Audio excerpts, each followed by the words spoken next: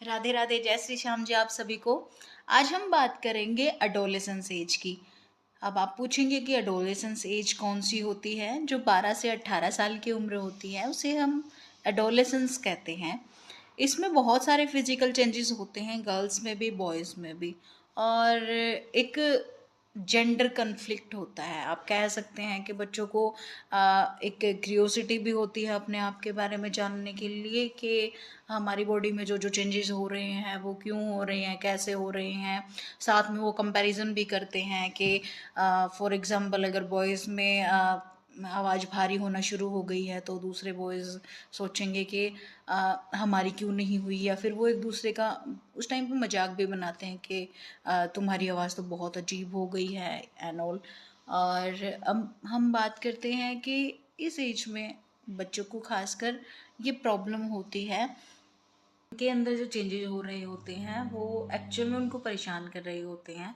वो ये चीज़ मैनेज ही नहीं कर पाते कि उनके अंदर जो हार्मोनल चेंजेस हो रहे हैं, बॉडीली चेंजेस हो रहे हैं, या फिर उनके अंदर बिहेवियर में भी क्या क्या चेंजेस हो रहे हैं कि वो अपने आप को कभी ऐसा फील करते हैं कि वो मैच्योर हो गए हैं, और एक्चुअल में वो मैच्योर नहीं हुए होते, मैच्योर होते हैं। उन्हें अभी सिर्फ फील हो रहा है कि वो बड़े हो गए हैं, लेकिन एक्चुअल में वो परफेक्ट यूथ या फिर हम अडल्ट नहीं कह सकते उनको, क्योंकि वो एडोलेसेंस एज में है। और रही बात ये कि बच्चों में उस टाइम पे एक जेंडर, जो अदर जेंडर होते हैं उनके तरफ अट्रैक्शन होता है, और हार्मोनल चेंजेस की वजह से वो उस चीज़ को बहुत ज़्यादा भी परसीव कर सकते हैं, और कई बार उसको गिल्टी भी फील कर सकते हैं और दूसरे जेंडर की तरफ अट्रैक्ट हो सकते हैं।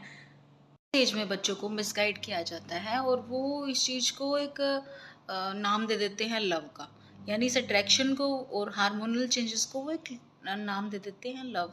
और इस एज में जो बच्चों के हार्मोन्स होते हैं, उनकी फीलिंग्स होती हैं, वो एक हायर लेवल पे होती हैं। इनफैक्ट एक साइकोलॉजी में एक डेफिनेशन है कि जो एडोलेसेंस है वो एक तूफान और तनाव की अवस्था है।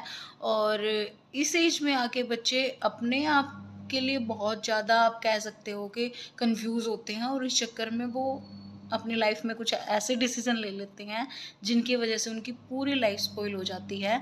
तो मेरी रिक्वेस्ट आप सब बच्चों से भी है, अगर आप में ये सब चेंजेस हो रहे हैं तो प्लीज़ इसे नॉर्मल माने। दूसरी रिक्वेस्ट मेरी पेरेंट्स से है कि उन्हें इन चीज़ों के बारे में समझाएं ताकि वो अपना फ्यूचर ख़राब ना करे, क्योंकि अगर उन्हें मिसगाइड करने वाले मिल गए तो फिर आप उनको गाइड नहीं कर पाओगे। Thank you so much.